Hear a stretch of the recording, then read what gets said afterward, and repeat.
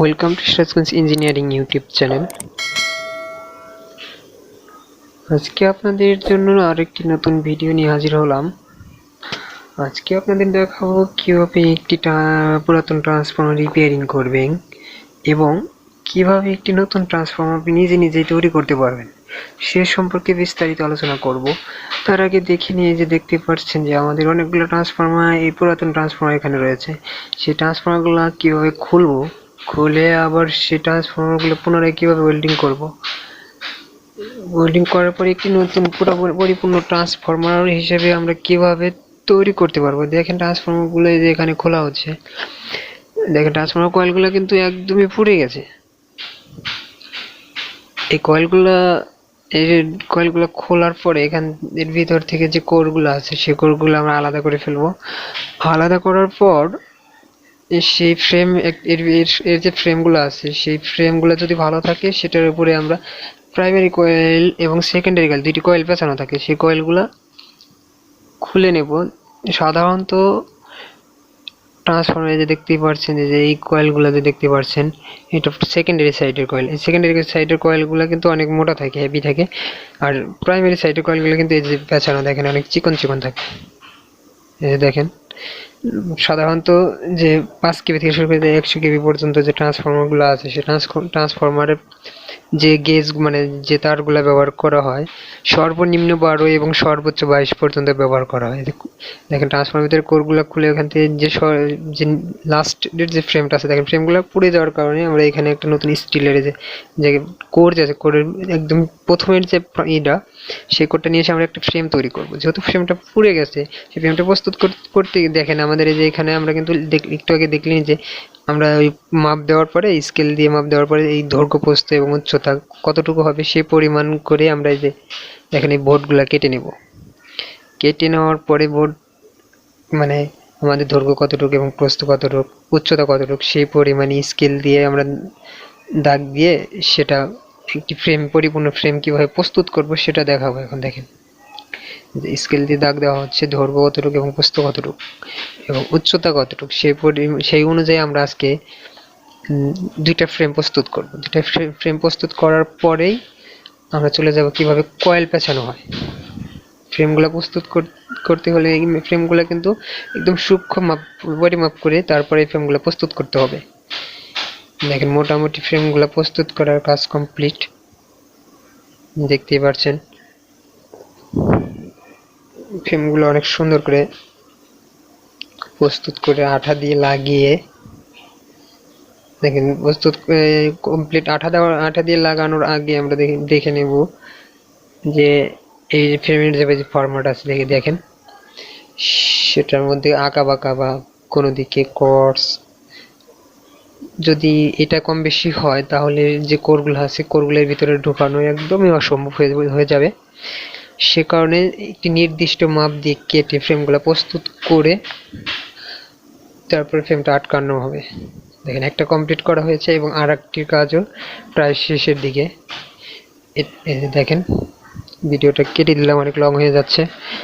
দেখুন এখানে কয়েলগুলো পেঁচানো হচ্ছে। আমরা জানি প্রাইমারি সাইডের ভোল্টেজ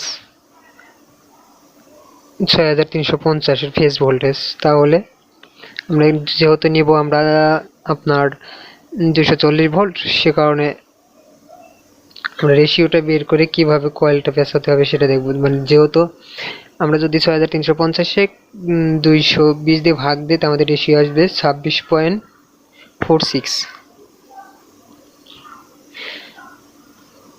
26.46 যদি আমরা আপনার যদি সেকেন্ডারি সাইডের পেঁয়াজ সংখ্যায় আগে দেওয়া হয়, তো সেকেন্ডারি সাইডে যদি আমরা 1 পেঁয়াজ দিই তাহলে প্রাইমারি সাইডের আমাদের 26.46 পেঁয়াজ দিতে হবে। তো সেটা আপনার কত পেঁয়াজ দিবেন সেটা আপনার উপর নির্ভর করবে। দেখেন কয়েলগুলো পেঁচানোর পরে এখানে কোরগুলো ঢোকানোর পরে যে স্ট্যান্ড আছে স্ট্যান্ডগুলো সুন্দরভাবে লাগিয়ে তারপরে যেহেতু দুইটা কয়েল আছে দুই পাশে দুইটা কয়েল একসাথে শর্ট করে দিয়ে প্রাইমারি দুইটা এবং সেকেন্ডারি দুইটা, এই এলটি সাইড এবং এসটি সাইড। আমরা তো জানি যে এসটি সাইড হচ্ছে হাই টেনশন এবং লো টেনশন, এগুলো সেকেন্ডারি সাইড। দেখেন কয়েলগুলো সুন্দরভাবে পেঁচিয়ে এবং দুইটা সাইড শর্ট করে দেওয়ার পরে কিন্তু এখানে দেখেন সুন্দরভাবে টেপিং করা হচ্ছে। যদি টেপিং করেন তাহলে, টেপিং যদি না করেন তাহলে কিন্তু শর্ট সার্কিট হওয়ার সম্ভাবনা বেশি থাকে, তাহলে কয়েলটা কিন্তু পুড়ে যাওয়ার সম্ভাবনা বেশি থাকবে। দেখেন কয়েলগুলো ঢুকিয়ে সুন্দর করে এই যে বাইন্ডিং করে আটকানো হয়েছে। এখন এই যে দেখেন টার্মিনালের দুইটি তার, একটা গ্রাউন্ডিং এর প্রাইমারি সাইডের একটি ওই পাশে বডির সাথে গ্রাউন্ড করা হয়েছে এবং এই পাশে একটি দেখেন হাই সাইড।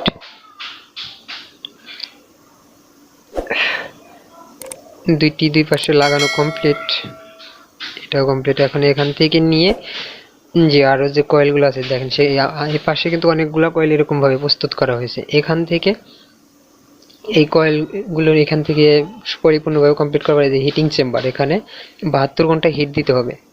হিট দেওয়ার পরে 72, এটা কিন্তু বিপজ্জনক যেহেতু এখানে হিটিং, অবশ্যই বুঝতে পারছেন যে যেহেতু তাপমাত্রা দিয়ে হিট করা হয়।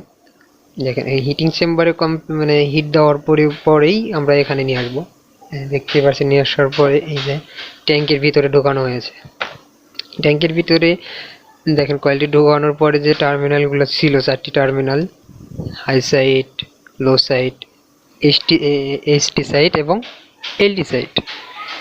এলটি সাইড হচ্ছে low tension, HT side high tension. দেখুন বুশিংগুলো আটকানো হচ্ছে। বুশিংগুলো কিন্তু কোনোভাবেই লুজ রাখা যাবে না, যেহেতু এটা মানে একটি বিপজ্জনক। কারণ ট্রান্সফরমার আমরা তো জানি যেহেতু 6350 ভোল্ট, এর ভিতরে ইনকামিং ভোল্টেজ কিন্তু 6350 এবং আউটগোয়িং ভোল্টেজ হচ্ছে 240 ভোল্ট। দেখেন বুশিংগুলো প্রায় লাগানো কমপ্লিট। এই বুশিংগুলো সম্পূর্ণ পরিপূর্ণভাবে লাগানোর পরে এর ভিতরে ওয়েল দেওয়া হবে, ট্রান্সফরমার ওয়েল। আমরা তো জানি ট্রান্সফরমার ওয়েল কিন্তু ইনসুলেশন হিসেবে কাজ করে। যদি কোনো প্রকারের শর্ট সার্কিট হয়, ট্রান্সফরমার কিন্তু ওয়েল ছাড়াও কাজ করবে।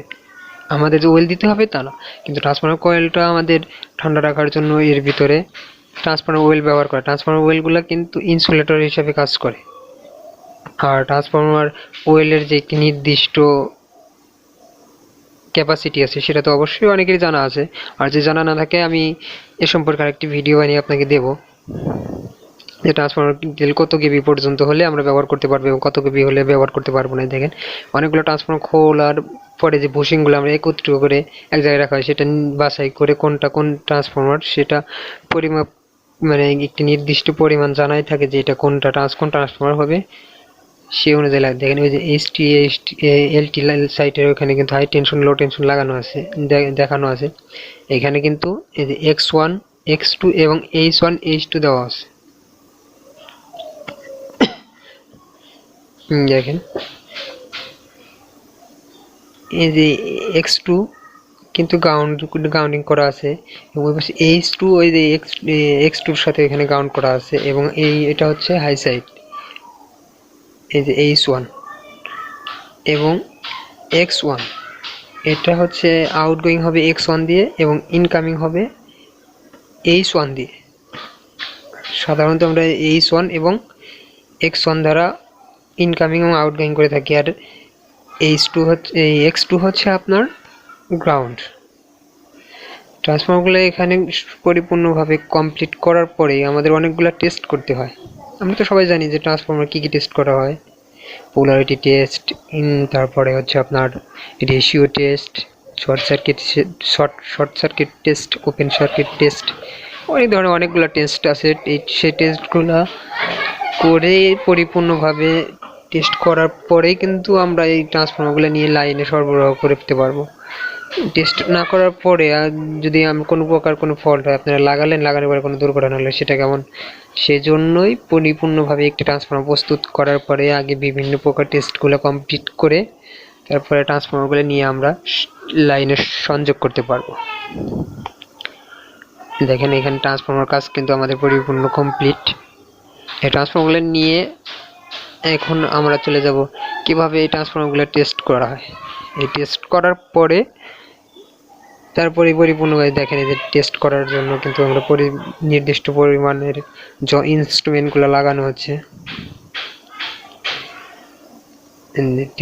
টেস্টিং এর কাজ কমপ্লিট করার পরই কিন্তু এই ট্রান্সফরমারগুলো চলে যাবে আমাদের লাইনে।